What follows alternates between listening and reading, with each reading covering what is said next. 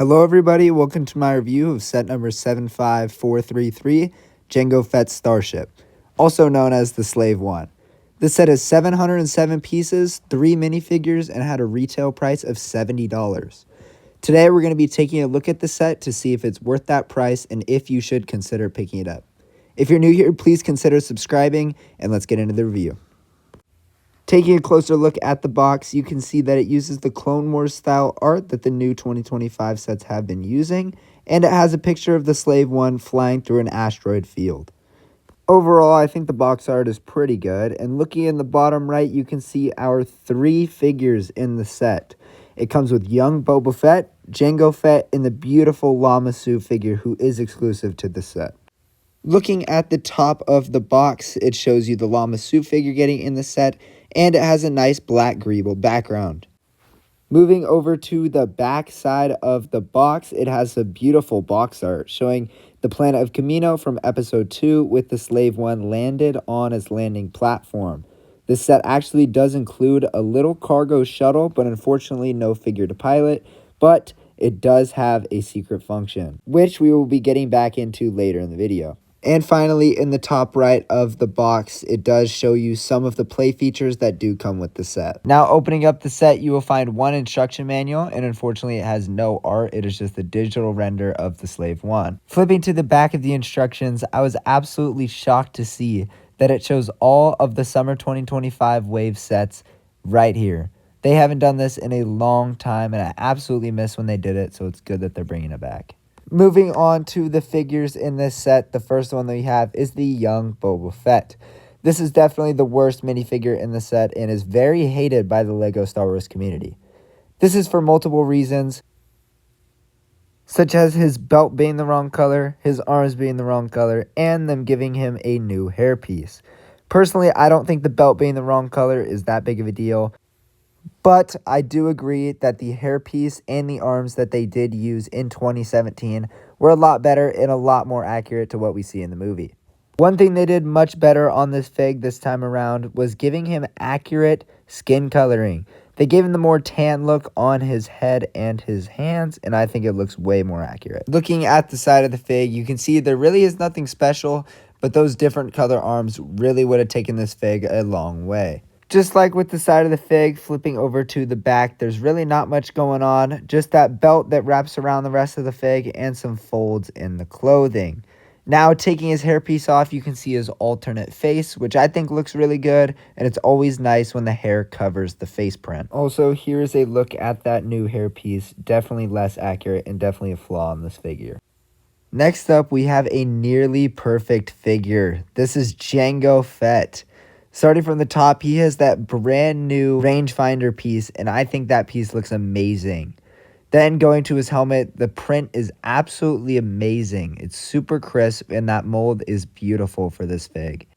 They're still using that dark gray torso form with the lighter color armor on it, which I think looks really good.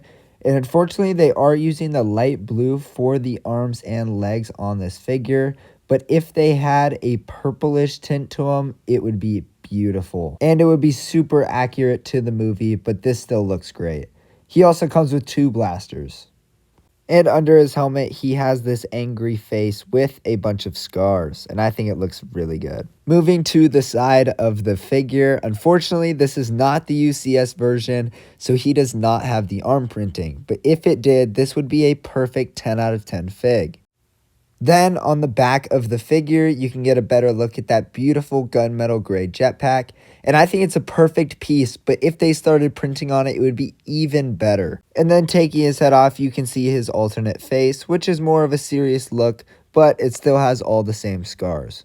And saving the best for last, we have the Lama Su minifigure. This is the second Kaminoan figure that LEGO has ever given us. And boy, is it an absolutely gorgeous figure. It uses a pretty similar head mold to the one that we saw in Obi-Wan Starfighter, but it's a little bit different. This one has hair and it has a mold on the neck for the collar piece. Going down the figure, looking at the torso, you can see it has a ton of detail with that beautiful light purple color.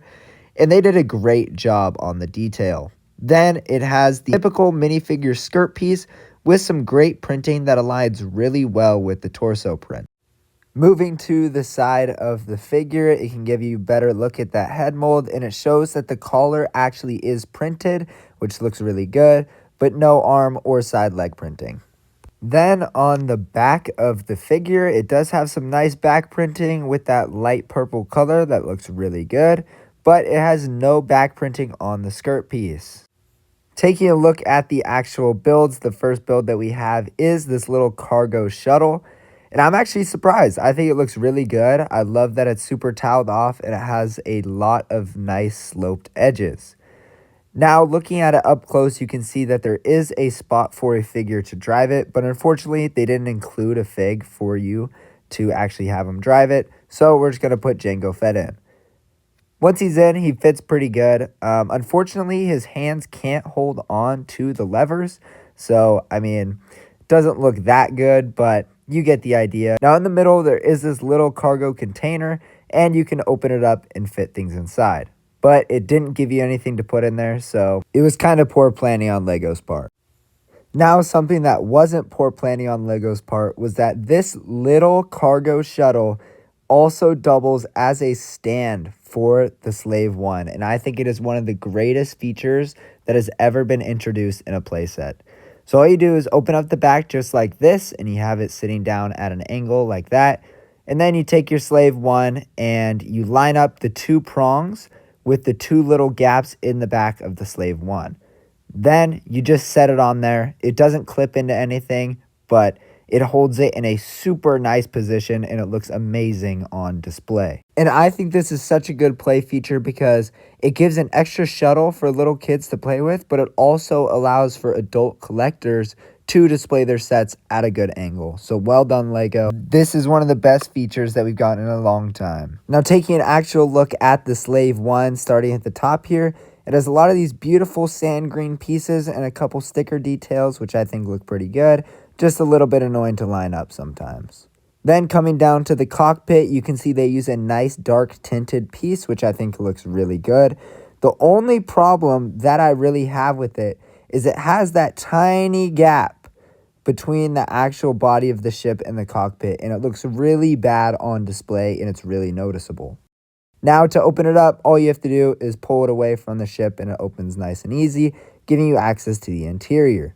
Now, looking in the interior, you can see there really is no detail. There's no sticker pieces, there's no control panels, there's no seat for your minifigures. It's really bare bones, but there is a good reason for it. So now looking from this angle, you can see the 4 studs that you put your figure on, which is really lacking. Now moving back in the cockpit, you can see that there's almost like a step up into like another seat back there, and that is there for one very good reason. So what you can actually do, which is another amazing feature, is put your young Boba in that back seat right there. He isn't clipping or anything, he just kind of stands there. And then you can take your Jango Fett and you can put him on those 4 studs that we just looked at. And just like that, you can fit 2 minifigures in the cockpit of this Slave One. Unfortunately, you have to put Jango's arms down for them to fit, but once you do, it closes up, and it just looks absolutely amazing like this. I think it is such a cool feature to actually have a spot for your young Boba to go in as well. Now, working our way down the ship, you can really see how good of a job they did with the shaping of this ship. Those 2 massive green circles on each side look amazing with the greebling underneath that extend out to the wings. They did an amazing job with the colors and the shaping on the ship, and I absolutely love it. Zooming out a bit, you can see the 2 wings on the ship, which look all right. And they actually have a pretty cool feature. When you turn one of the wings, they turn together. So you just need to turn one and they both rotate, which is super nice for getting them to line up even. Now zooming in on the actual wing design, I think they did a great job with detailing. They added a bunch of small pieces, which makes it look really good. Except for on the front side, they have that yellow bracket piece, which I think looks absolutely horrible. I think it looks really out of place on the set, and it looks really unfinished. I know that on the ship there is supposed to be yellow there, but I think they really could have gone with a new design. Now coming back to the front of the ship, you can really see how good of a job they did with the shaping of it. It looks absolutely perfectly accurate to the movie, and it just looks gorgeous. Another thing that they did really well on this ship is that they actually added these two blasters on the front of the Slave one, just like in the movie, and they're both posable, so you can have them at any angle you want, which is really good for play, and I think it's really cool. Unfortunately, though, not everything is perfect, like this big sticker on the front of the ship. I think it looks really bad because it's placed on a curved tile, so you have to line it up absolutely perfect to get that shaping. Overall, I think it just should have been printed. It would have looked way better. Now, unfortunately, another flaw I have with this set are these four massive stud shooters on the front. I think the design from the previous Slave ones look much, much better, and I think they're really blocky. Although I do understand that they do add playability for kids, and if you're like me and don't like them, you can always just take them off. They work just like any other stud shooter. You just line them up, press the button on the back, and it should launch off the stud. They do go pretty far, and so it's super great for play, but I just think they look bad.